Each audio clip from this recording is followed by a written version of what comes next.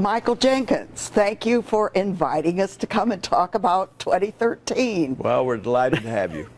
It is a wonderful, wonderful season, and as we say, it has a buzz to it. People are really talking. Well, we hope so. We've been working on that season since 2009.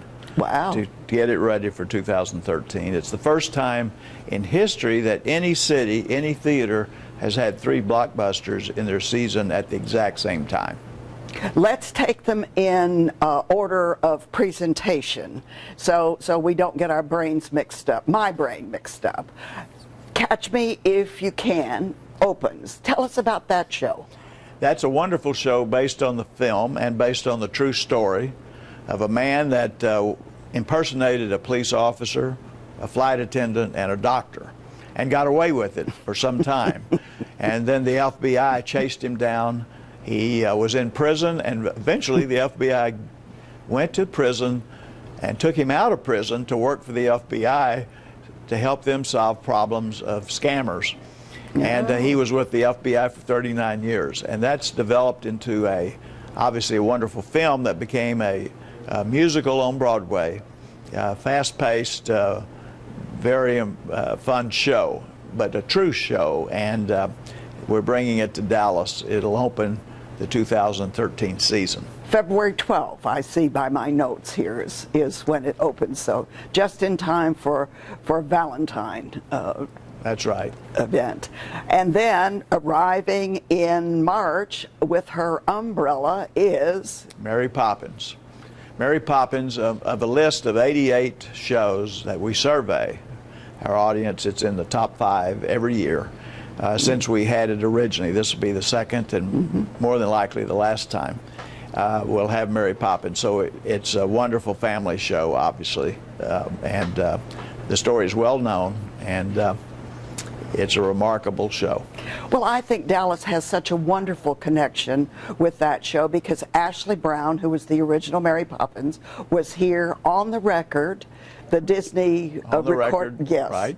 And nobody knew who she was except she had this extraordinary voice. And I remember that Mary Warner and I interviewed her, and she was lovely. And then the rest is history, as they say. The rest is history. She's a wonderful person.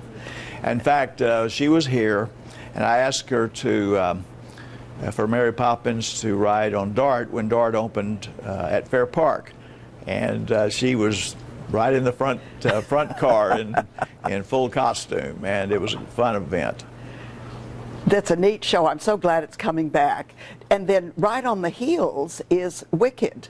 Well, Wicked is a phenomena in itself. You know, it's totally sold out on Broadway, and this is one of the next to the last times we'll have Wicked. And it's what can I say? It's a unique, one-of-a-kind production.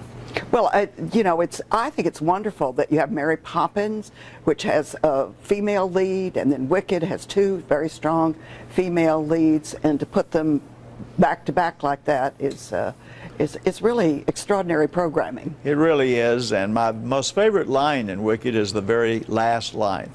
The very last line, where Glinda talks to Elphaba and the town people and says, "Because we knew you, because we knew you, we have all been made better." And when you see this show, I think, when you see Wicked, yes, you will feel better. Well, it's a wonderful spring. I see by looking at the calendar that Mary Poppins closes on the Saturday before Easter. That's correct. So there will not be an Easter performance, but it will close, and then that's March 30th, and then 10 days later, Mary Poppins is in. So just give everybody time to catch. Wicked is in. I mean, yes, you're right. Wicked. But I did not want to have a performance on a Sunday matinee or Sunday evening of Easter Sunday, and that's why we repositioned the scheduling to accommodate that. And I might tell you that a new thing this year, in addition to our new state-of-the-art sound system, is the fact that all of our shows from 2013 going forward will begin at 7:30 for the evening performances and 1:30 for the matinees. Hear, hear. Good idea. Well, with Wicked, because it'll be here in April and then into May, the kids are still in school, and a 7:30. That'll get them out early enough to prepare for the next day of school, et cetera. And that was one of the considerations, really. I think that's very considerate and generous of DSM to think of the kids and to allow them the time to catch their breaths before they have to go back to school the next morning. Then in May comes Priscilla, Queen of the Desert. This is the most fun show ever, with every kind of special effect you can imagine. There's not one special effect left out. But Priscilla started as a cult film in Australia and became a musical, went to London, became a big hit. And when we saw it there, we and others decided to produce it and bring it not only to Canada, to the Prince of Wales Theatre in Toronto, but to Broadway, to the Palace Theatre, where it ran for 2 years. And then we're bringing it on tour. Now, Priscilla is not a person. Priscilla is a very unique bus. The bus costs $2.8 million, and it can do everything. Change its colors, change its sides, everything. And this is what these guys travel in across the Australian outback. One of these men is trying to go see his son. And there's a lot of redemption, and it's a wonderful story, but it's very colorful and fun. There's 933 costumes in this show. It's incredible. And great, great fun. You'll never see costumes like you'll see the costumes of Priscilla, Queen of the Desert, because they are totally, they're everything from big angels, even the three characters standing together form the Sydney Opera House with their costumes. And of course there's cupcakes and all kinds of things dancing across the stage. It's great fun.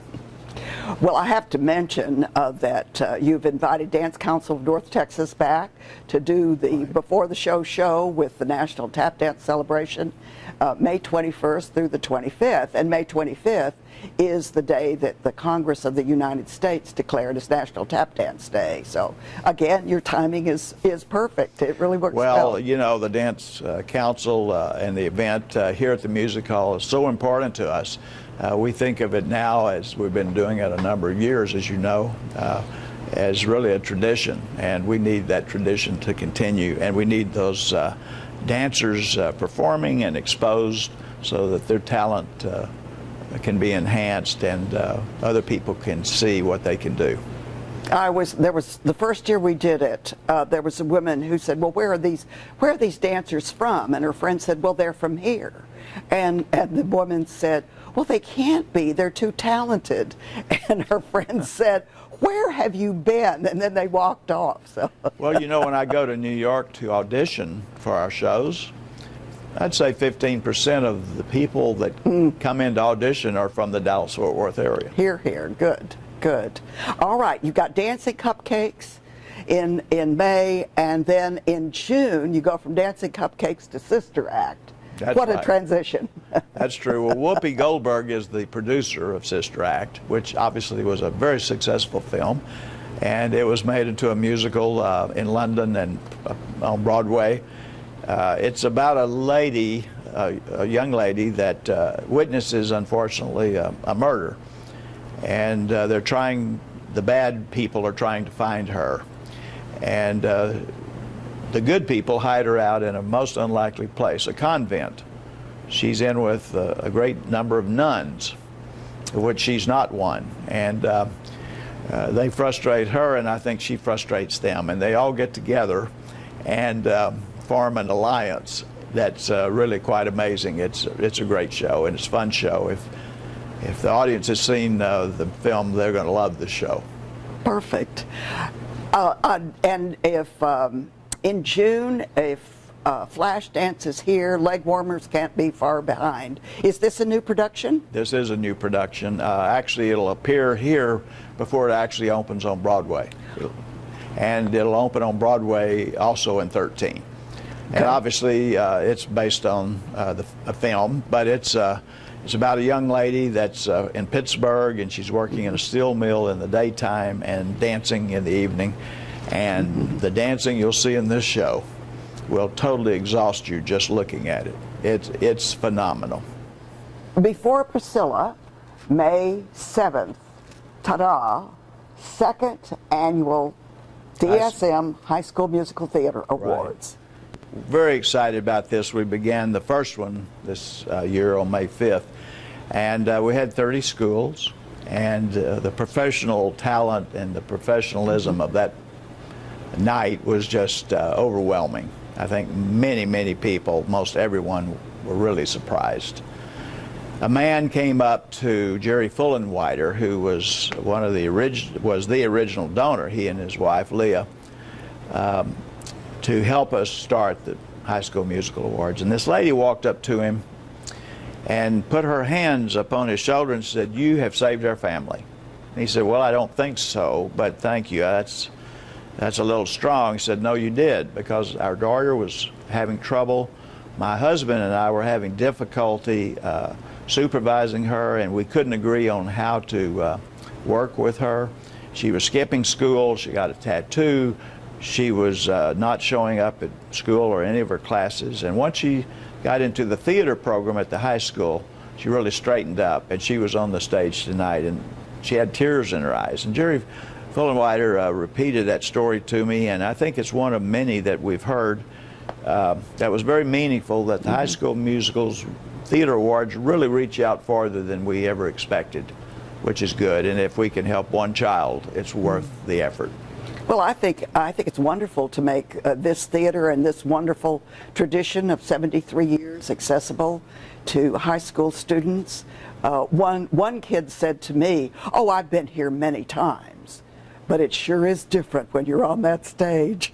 That's true. That's And he loved it. The boys, I think, really loved being able to ride in the vintage convertibles around to the red carpet. That was just a wonderful. We're going to enhance and expand all of that for this next season. So there's a lot of excitement. In fact, this past Saturday we had a meeting of our judges and a meeting of the schools that have already applied.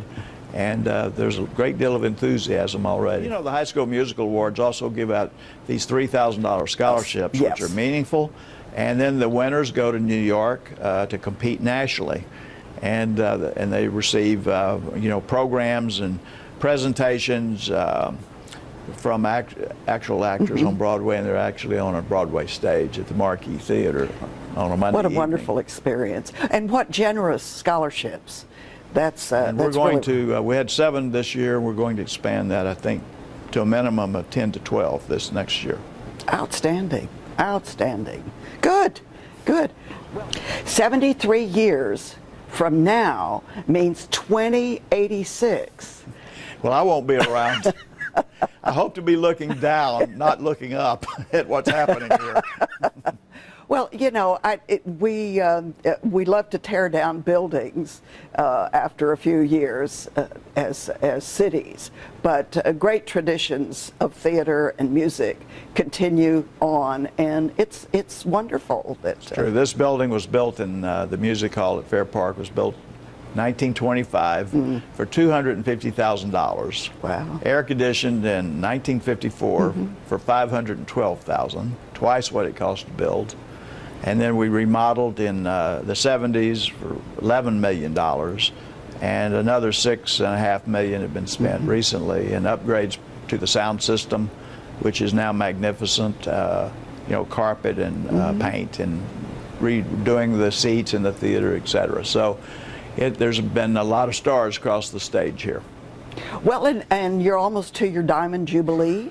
Almost. 75. Yeah, and if in 1925, the building, the 100th anniversary of that, lots of stuff to look forward to. That's true.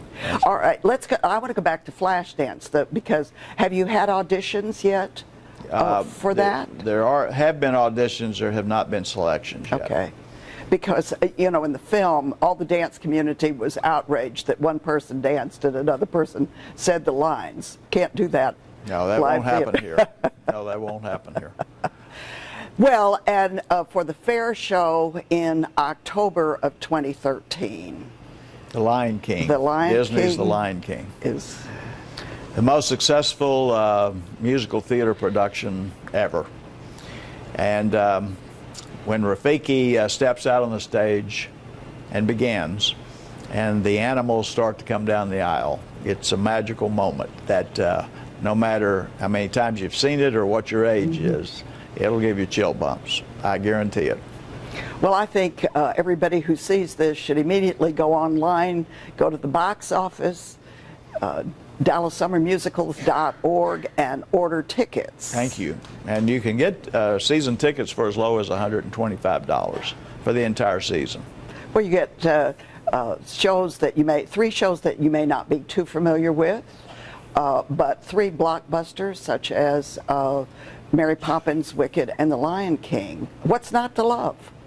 Well, it'll be the last time for several of the blockbusters, and I don't think the audience will want to miss them because they will long remember them when they see them. Well, and a child who, when The Lion King was here before, they may not have been old enough to come.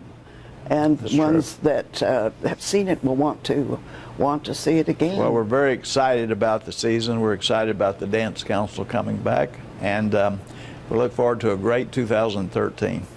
Well, but next time we talk, Michael, you have to bring your log of air miles, so we can talk about you're here and then you're gone.